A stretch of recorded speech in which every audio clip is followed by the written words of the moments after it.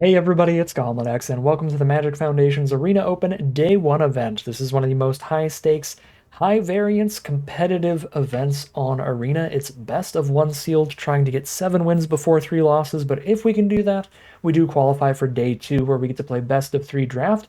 Super sweet format with up to $2,000 in cash prizes on the line. So a really cool Day 2 event if you can make it there. Day 1 is tough though. You are spending 5,000 gems or 25,000 gold, and you don't get anything close to your entry fee back unless you get a full 7 wins before 3 losses. So it's going to be a pretty difficult event today, pretty high variance stuff, but we can cross our fingers and pray to the arena gods here while we hope to open some great stuff as we bust open these packs and see what we get to play with today.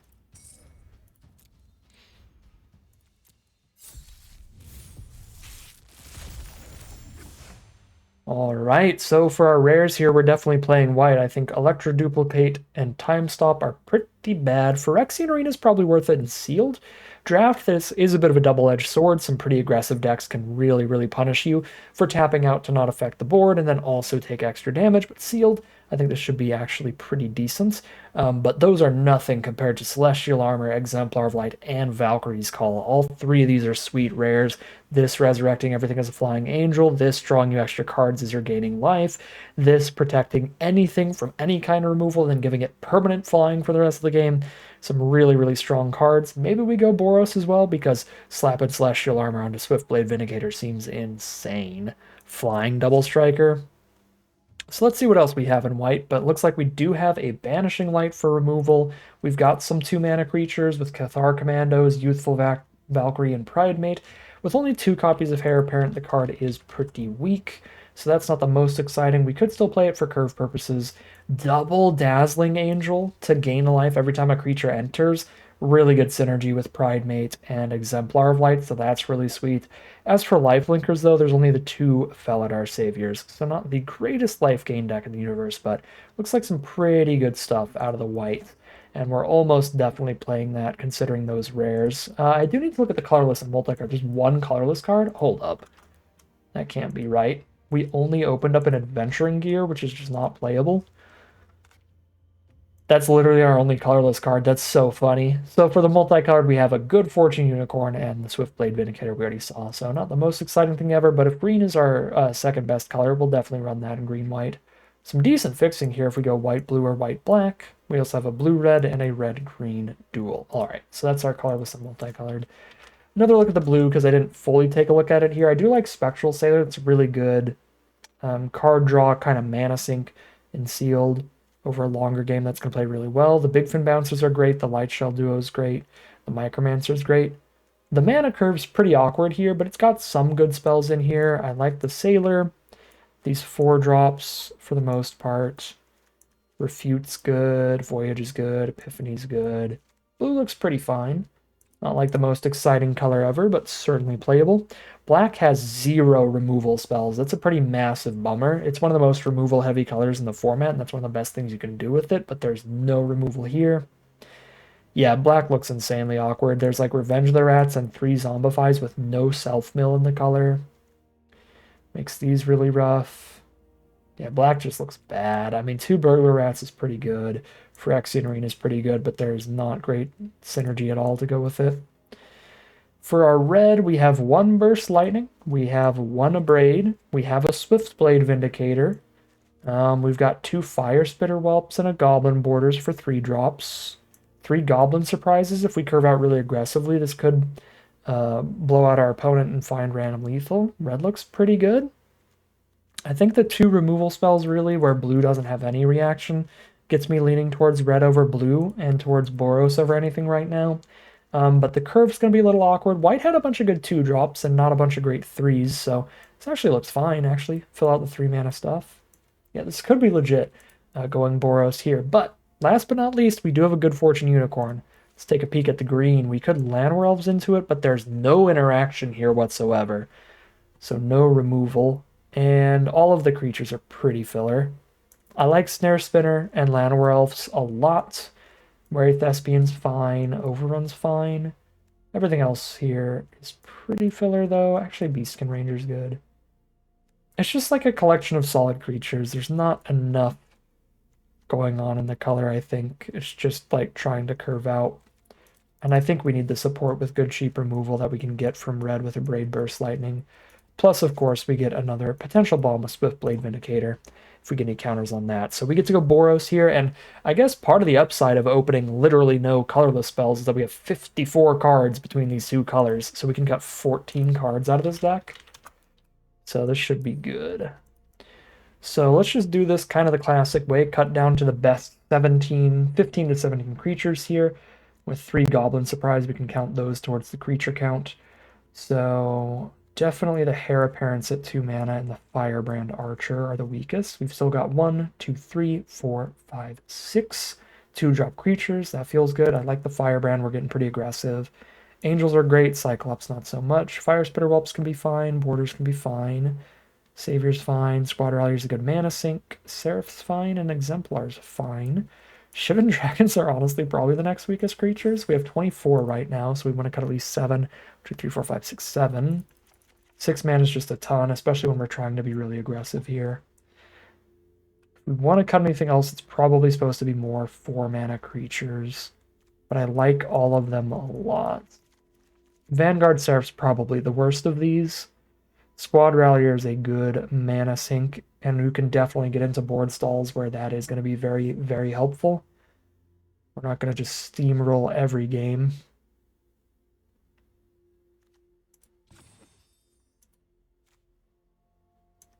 I guess I could play 17 creatures and 3 Goblin Surprise, in theory, and then use this mostly as the +2/+0 to everybody, but that's probably not the greatest. Could win games, though. Definitely Electro Duplicate getting out of here. 4 cuts to go.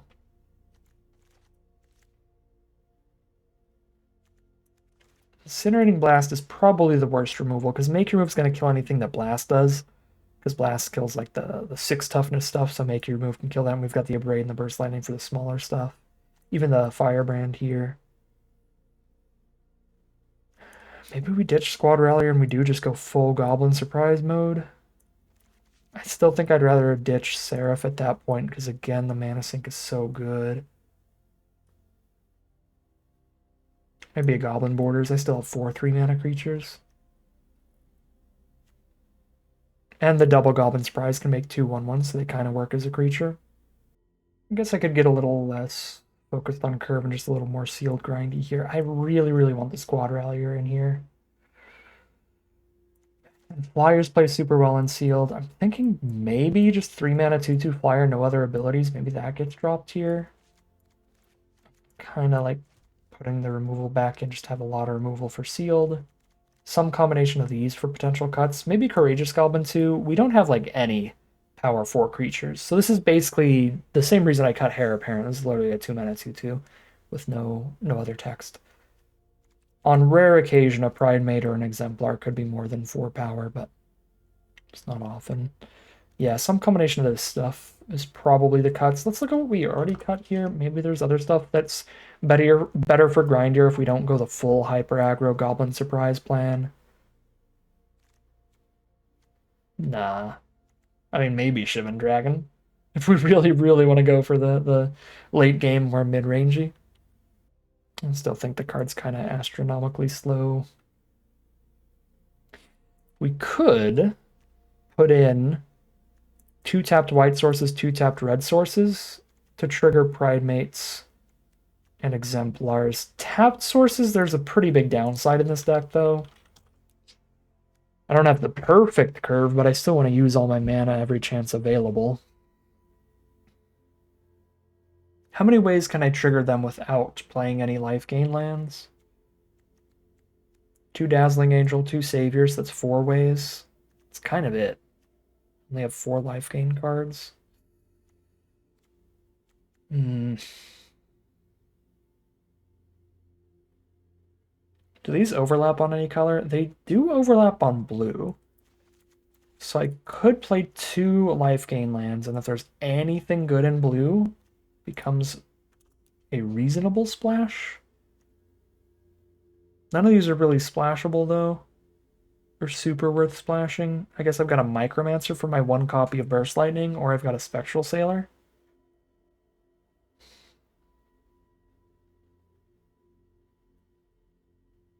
And that doesn't really feel like a thing.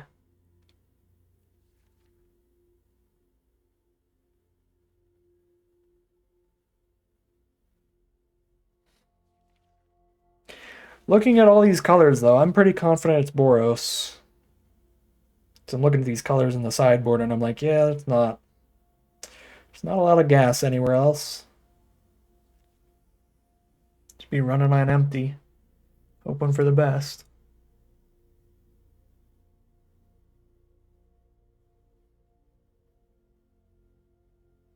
I'm cutting almost all red cards, though, now that I look at it.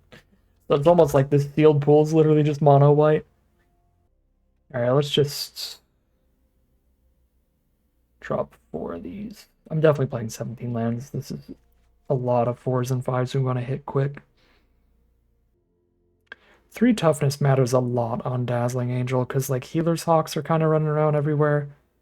At common, the 1 mana 1/1 flyer, and the 2 mana 1/2 flying vigilance is running around everywhere.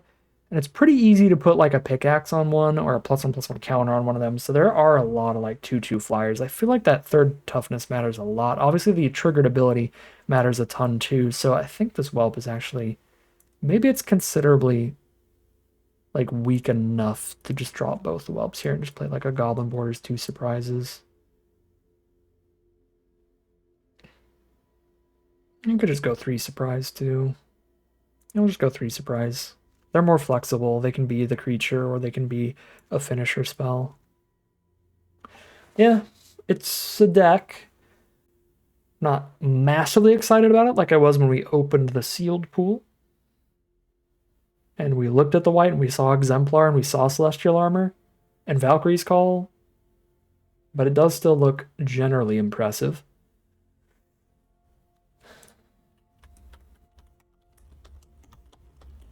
Get those token producers up top here to show off that we actually have more creatures than it looks like. But yeah, I think that's going to be the deck. I'm going to play 2 tap lands here. Again, we're just playing this over Mountain 8. We're playing this over Plains 9, and the reason is to trigger Exemplar and a Johnny's Pride Mate on occasion. I don't want to run too many tap lands here, but I think a couple could be worth it for those triggered abilities. Maybe I'm wrong on that. Maybe we need more life gain than just that, but we'll try them out for now and see how bad or good they end up playing for us. Well, when we do have a lot of 2, 3s, and 4s, really don't want to play these till late. You know what? Maybe I won't. And then if it just looks like they'd be good, we can put them in. 16 white cards, 8, yeah, 9/8 split looks right. Maybe even 10/7. All of our red cards only need a single red mana, but it's not like we need double white till turn 4, turn 5. Yeah, I'm still going to go 9/8 on it. But this looks good to me. We will call it a deck here, hop into the gameplay, and see how it does. All right, here we are for game 1. We got that Celestial Armor, incredibly strong card to help us out here. And we can just curve out these early turns. So we will do so. There's that classic turn 1 Healer's Hawk. I'd run him if I had him, but I don't. Very, very good card. Here's Cathar Commando. They might have their own. They got some kind of 2 mana instant here.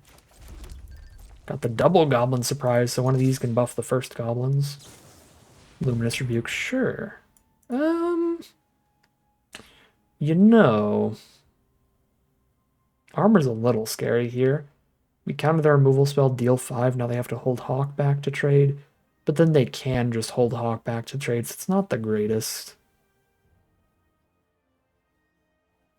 I mean, I guess if you think about the stats, is it better to spend 3 mana to make 2 1/1s or better to spend 3 mana and make a 5/1 flyer? It's a little better to spend 3 and make a 5/1 flyer. Ooh, they're letting me trade a Youthful Valkyrie? Let's go. We take that trade. It's a better trade than Healer's Hawk. Take that trade all day. And I've still got that equipment left behind for sure. Throw it on some goblins. Fiendish Panda Healer's Hawk? Gross, gross, gross. If I kill the panda, they resurrect the Valkyrie. Yeah, that's super filthy.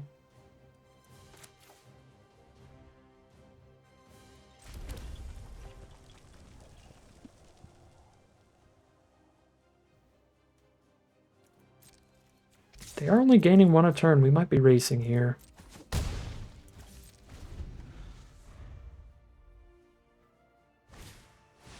Oh my god. I'm sorry, this is a sealed arena open, right? This is not draft.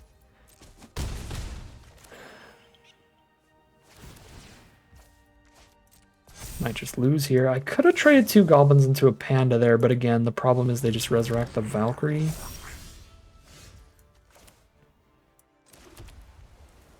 Nine damage on the crackback here.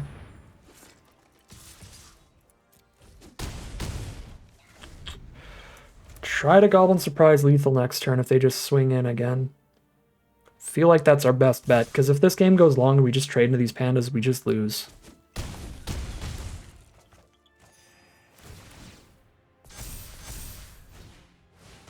Okay, that's how you do it. You hit for exactsies. And that is 1-0 heading into game 2. Here we are for game 2. I don't love this hand. 4 lands is a lot, but Celestial Armor is likely the strongest card in our deck, so I'm gonna snap keep. And Celestial Armor Vindicator could be absolutely wild. Depends how this game plays out. If they just stab this immediately while we're tapped out, obviously it won't be great. But if they hold up their mana and then let me attack and then try to kill it, it's going to be devastating.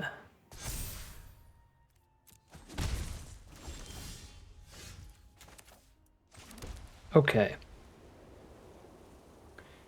If they block, I can Goblin Surprise or Celestial Armor. They could have the 1 mana deal 3 to an attacking or blocking creature. I imagine they would have cast that already if they have it, so I'm just going to go. We're just going to slam. They're at 16. So now they can, like, Banishing Light here. Oof, Seeker's Folly. That's actually perfect for our opponent. Luckily, our Incinerating Blast will show up right in time. Or right on time. Oh, man. Sport State is a lot of damage from our opponent, though.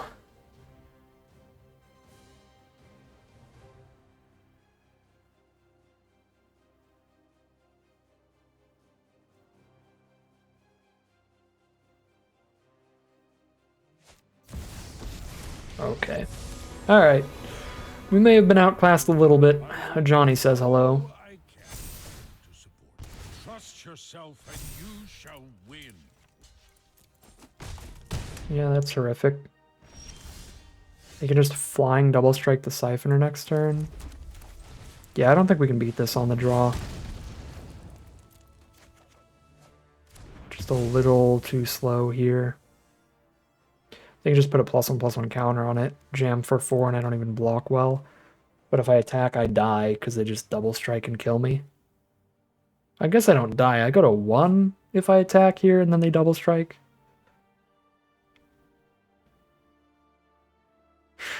I don't think it matters though. Alright, well, there's like one alternate line here, which was instead of armoring up the Vindicator, the safer play is just to play Angel. Still looking like we end up dying though.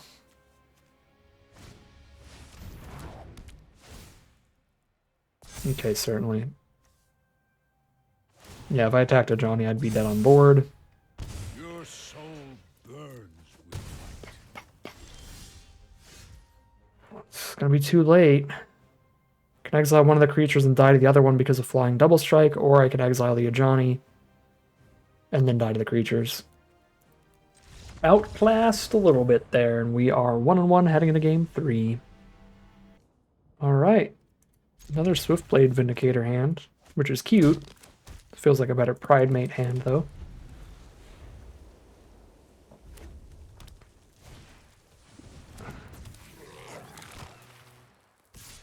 Had some Leyline Axes in the Arena Open this time around, and not once did I get to play it for free. So I'm already tilted. Because that seems real good to get the 0-mana Leyline Axe. Even if I blow it up with a Braid, they got to spend 0 mana to make me discard a Braid. And I had to spend 2 mana to cast that Braid. It's just really, really good for our opponent.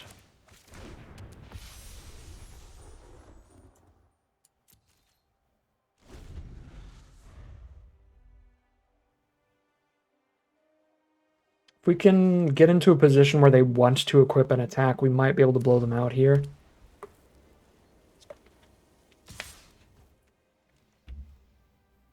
They want to trade both their creatures in Dazzling Angel?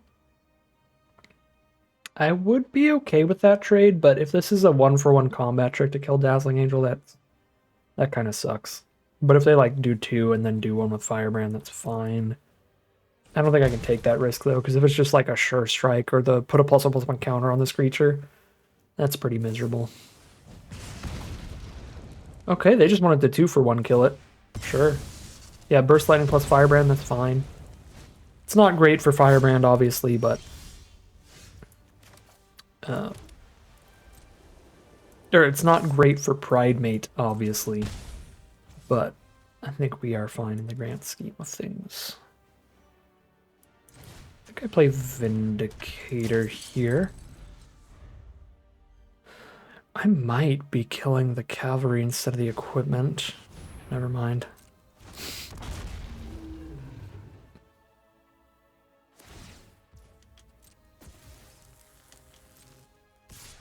Do I care about Quick Draw Katana? It does literally nothing on blocks. Yeah, the Katana does not do anything on blocks at all, so I only think I care about Leyline Axe. I'll just Cathar Commando the Leyline Axe and kill their 1 flyer. Okay. We shall see who draws the most spells here. That feels like what it comes down to at this point. We're not doing so hot on that front. I'm a tiny bit ahead on board whenever they equip the axe. Okay, now we're a tiny bit behind on board.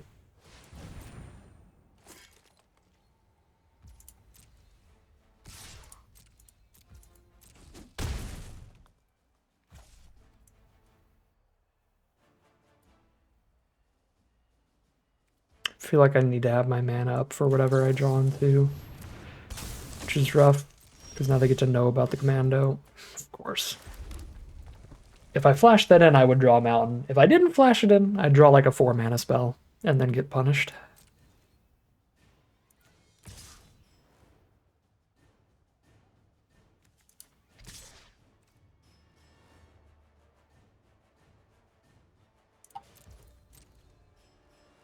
I need more spells and not lands.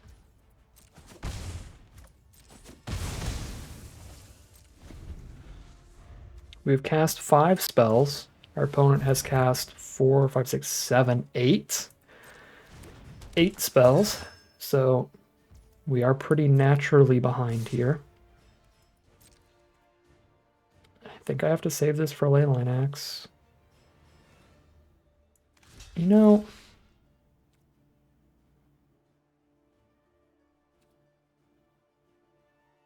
I guess I soak up the damage and just deal with it this turn.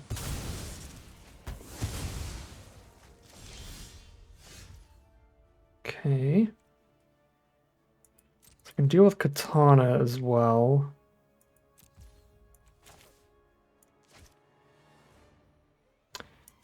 But I can't do enough.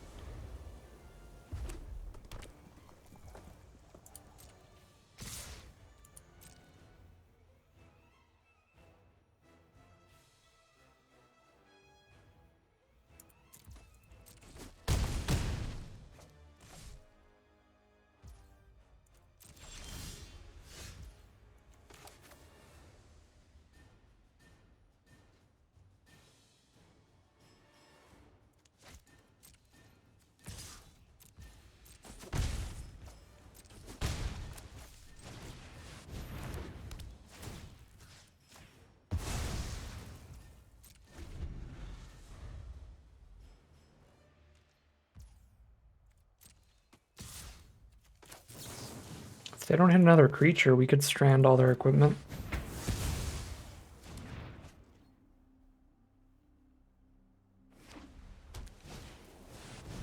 Ew, oh my god, and it kills Vindicator too. That's a really good draw, and that's a really bad draw. Well, that's Magic, baby. Just got outdrawn, really. Here we are for game number 4. We're 1-2 right now.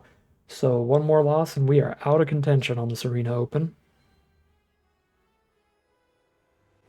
But we've rallied harder from worse positions, so we are still very much in it for now. Rakdos from our opponent. Rakdos on the play with turn 2 Hungry Ghoul. Not the best 2-drop for that deck, but one of the best. Probably the second best one. The best is the Vampire Gourmand.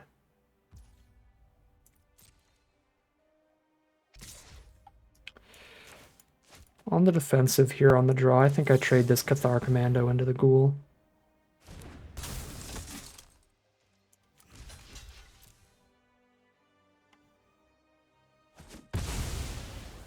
We've got the mana sink to come ahead in the late game.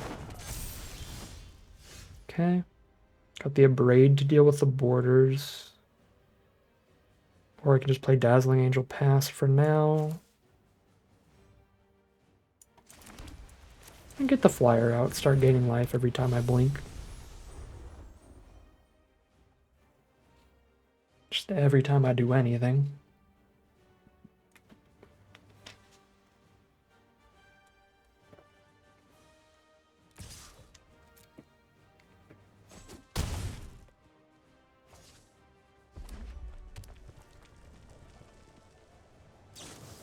Bake into a pie, sure.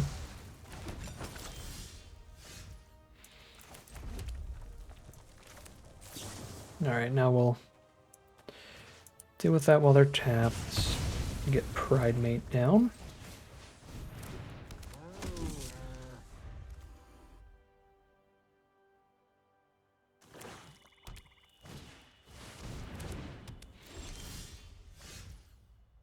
That would be how this ends, wouldn't it? Okay. Obviously, if I were playing with my opponent's hand revealed, we could hold on to that Abrade.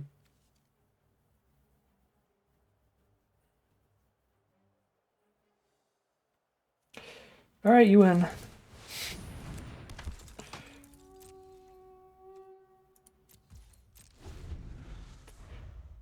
Don't think I 3-for-1 myself to kill that thing.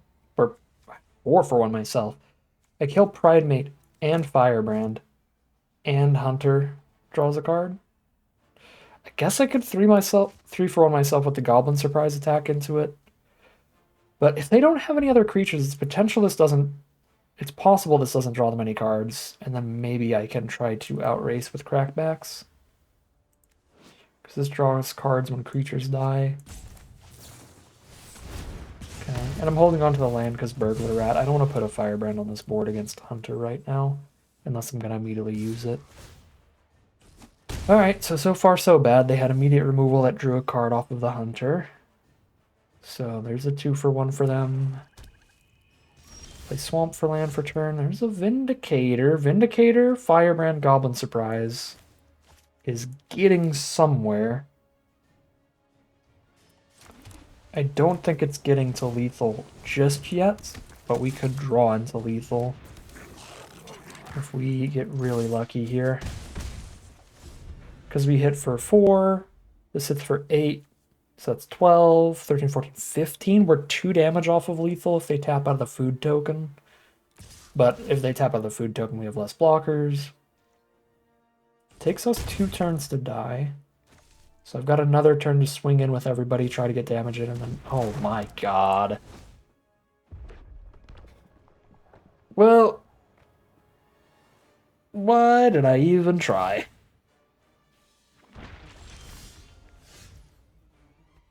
So I just get Windmill Slam destroyed by Alesha, even if I had the Abrade for High Society Hunter. Oh yeah, sure, give me the preemptive GG too. That is just the icing on the cake, isn't it?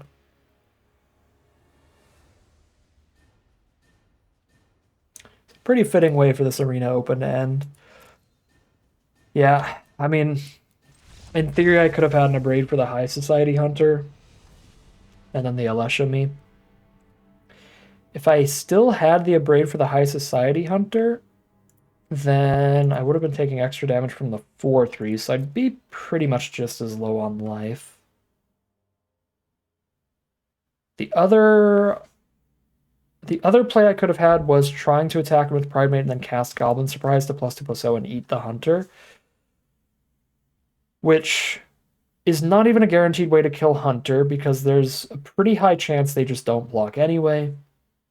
But even if they do block, I now spend my Pridemate, spend my Goblin Surprise, and they draw a card still. And then they're going to end up killing me with this Alesha because I'd only have a Vindicator and a Firebrand left, which Alesha absolutely destroys me. So unless we like super reverse and I held the Abrade, didn't kill the borders, used the Abrade on the Hunter, then still had the like Goblin Surprise trick to try to use on Alesha with Vindicator, but then even then the turn Alesha comes out, Alesha reanimates something. I don't think there's any universe where I win that, but obviously we're in the universe where the lines that I chose played as poorly as possible. But that does not mean that they were the worst lines. I probably still should have attacked them with Pridemate against the untapped Hunter. They probably just wouldn't have blocked, and we'd just get free damage that way, because it's not like we could block with Pridemate anyway. So I think I missed out on some damage by not doing that, but I don't think we could have gotten the Goblin Surprise kill.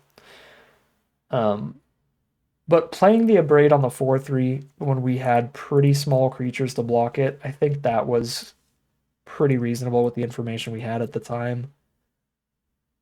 I don't think that was a misplay. I think that's just like sometimes you braid it and then boop, here's a 3 toughness incredible rare. It just happens. And again, with the Wombo Combo Dream Team, even played perfectly, that game looks incredibly likely to be a loss. And that's just how this weekend has been. 1-3 is the record for this Arena Open run. Yep. Another look at the sealed pool. Still pretty sure these were the best colors. This is about the best build we could get. Just ran into some stronger decks. Some better draws. All of the classic Magic stuff that you can lose to.